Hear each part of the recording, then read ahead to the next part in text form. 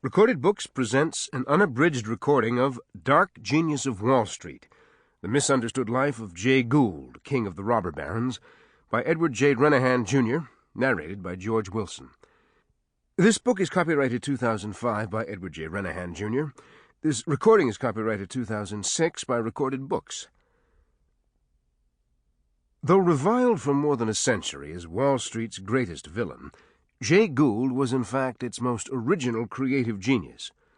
Gould was the robber baron's robber baron, the most astute financial and business strategist of his time, and one of the inventors of modern business.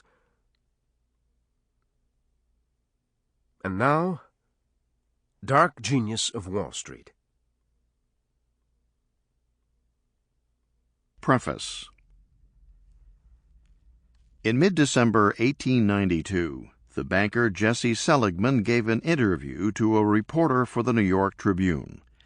Seligman's friend Jay Gould had been buried a week earlier.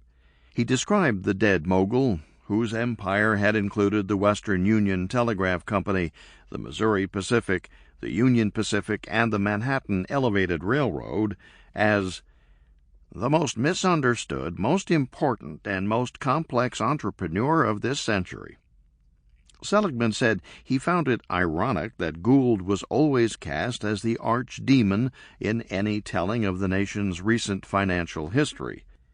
If Gould was a sinner, asked Seligman, exactly who were the saints? Seligman ran down the list of contenders, starting with Cornelius Vanderbilt. The foul-mouthed and brutal old Commodore never claimed to have any agenda other than his own aggrandizement. Was he really to be revered? On one famous occasion, when asked to contribute to the poor, Vanderbilt cited his modest beginnings, pointed to a line of people waiting for bread, and said, without a hint of irony, "Let them do what I have done." Next, Seligman called up the memory of Daniel Drew, the pious founder of the Drew Theological Seminary, with whom Gould and Jim Fisk had joined forces to defeat Vanderbilt and gain control of the Erie Railroad.